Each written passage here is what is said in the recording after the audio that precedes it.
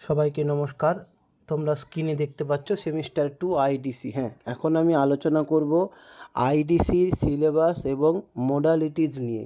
অর্থাৎ IDC semester 2তে নতুন syllabus অনুযায়ী যারা সেমিস্টার 1 পরীক্ষা দিয়ে এইবারে সেমিস্টার 2তে উঠেছো এবং যাদের সেমিস্টার 2তে আইডিসি সংস্কৃত আছে। আবারও বলে দিই, আইডিসিতে যাদের সেমিস্টার 2 আইডিসিতে সংস্কৃত আছে, আইডিসি সংস্কৃত, তার সিলেবাস এবং মোডালিটিস নিয়ে আমি এখন আলোচনা করব।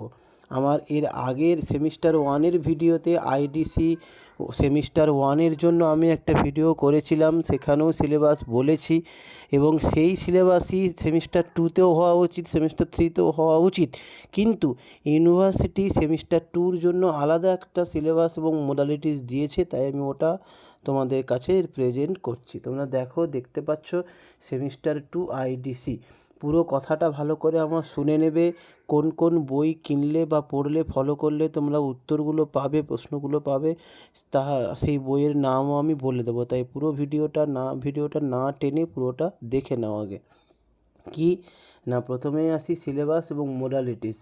সিলেবাস কী আছে দেখো, আমি ছোট করছি একটু, দেখো থিওরিতে প্রথমে কি ম্যাথামেটিক্স, প্রথম টপিক হচ্ছে ম্যাথামেটিক্স অর্থাৎ গণিত শাস্ত্র, যেটা সংস্কৃতে বলা হয়। সেই গণিত শাস্ত্রের উপর থেকে কি থাকবে না, একটা লং কোশ্চেন করতে হবে 40 নাম্বার। দেখতে পাচ্ছ তোমরা 40 নাম্বার একটা লং কোশ্চেন করতে হবে 40 নাম্বার। শর্ট কোশ্চেন করতে হবে 5টা 10 নাম্বার, আর শর্ট নোট মানে টিকা করতে হবে 2টো 10 নাম্বার। টোটাল 40 নাম্বার থাকবে ম্যাথামেটিক্স থেকে ফাইনালের জন্য। এটা কিন্তু ফাইনালের জন্য। ম্যাথামেটিক্স মানে গণিত শাস্ত্র থেকে থাকবে 40 নাম্বার। আর অ্যাস্ট্রোনমির অংশ থেকে থাকছে 10 নাম্বার। কি না, শর্ট নোট করতে হবে 5 2 10, অথবা শর্ট কোশ্চেন 5টা করতে হবে 5 2 10, যে কোনো একটা তোমরা করতে পারো। এই 40 10 50 তোমাদের ফাইনালের জন্য, এই যে 40 10 50 ফাইনালের জন্য। আর দেখো নিচে লেখা আছে আর্কিটেকচার থেকে থাকবে 25 নাম্বার। এই 25 নাম্বার তোমাদের টিউটোরিয়াল পরীক্ষা। তোমরা জানো তোমাদের 75 মার্কের আইডিসি পরীক্ষা হয়, যদিও যারা জানো না তারা ভালো করে শুনে নাও যে 75 মার্কের আইডিসি পরীক্ষা হয়। সেমিস্টার 1-এও তাই হয়েছে, সেমিস্টার 2তেও তাই হবে। সেই 75 মার্কের আইডিসির সিলেবাস এখানে দেখানো আছে। তার মধ্যে 50 নাম্বার হচ্ছে ফাইনাল বলা হয়, আর 25 নাম্বার টিউটোরিয়াল বলা হয়। নিচেরটা টিউটোরিয়াল, ভালো করে দেখবে, টিউটোরিয়াল 25 নাম্বার।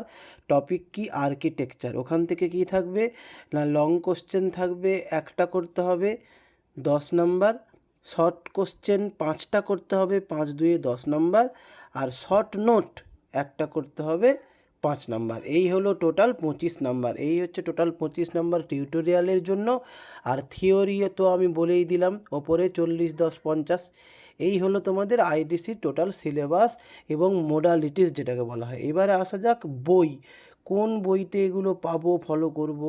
তার জন্য আমি একটাই তোমাদের সাজেশান দেব, যে কোনো সাহিত্যের ইতিহাস, দেবকুমার দাস মহাশয়ের সাহিত্যের ইতিহাস দেখতে পারো, ধীরেন্দ্রনাথ বন্দ্যোপাধ্যায় মহাশয়ের সাহিত্যের ইতিহাস বই দেখতে পারো, কিংবা যুধিষ্ঠির গোপটাও তো পাবে না, দেখলেও দেখতে পারো। তবে ধীরেনবাবুর বই বা দেবকুমার দাসের বই খুঁজলে এই দুটো, ধীরেন্দ্রনাথ বন্দ্যোপাধ্যায় আর দেবকুমার দাস, এই দুটো রাইটারের বই যদি তোমরা ফলো করো, এই জিনিসগুলো কিন্তু আছে। ম্যাথামেটিক্স মানে গণিত শাস্ত্র, অ্যাস্ট্রোনমি মানে তোমরা জানো, আর্কিটেকচার মানেও জানো, এই জিনিসগুলো আছে। ঠিক আছে, প্রত্যেকটা জিনিস। আর আরও সুবিধে করে দেওয়ার জন্য তোমাদের আমি অবশ্যই প্রশ্ন বলে দেব, যে কেমন কেমন প্রশ্ন পরীক্ষায় আসতে পারে। একটা সাজেশান টাইপের আমি এর পরে বলে দেব। সাজেশান যেটাকে বলা হয়, সেটা পরীক্ষার আগে পরীক্ষার মাঝখানে আগে বলে দেবো। তোমাদের সবেমাত্র সেমিস্টারটা শুরু হয়েছে, তাই চিন্তা না করে তোমরা এই সিলেবাসটা তুলে নাও, পারলে বই দুটো ফলো করো।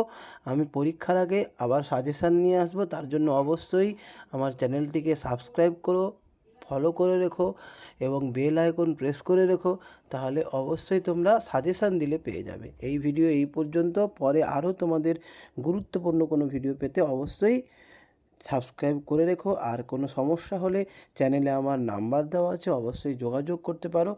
আমি চেষ্টা করব আমার মতো তোমাদের সাহায্য করার। আজকে এই পর্যন্ত। সবাই মন দিয়ে পড়াশুনো করবে। ভালো থেকো।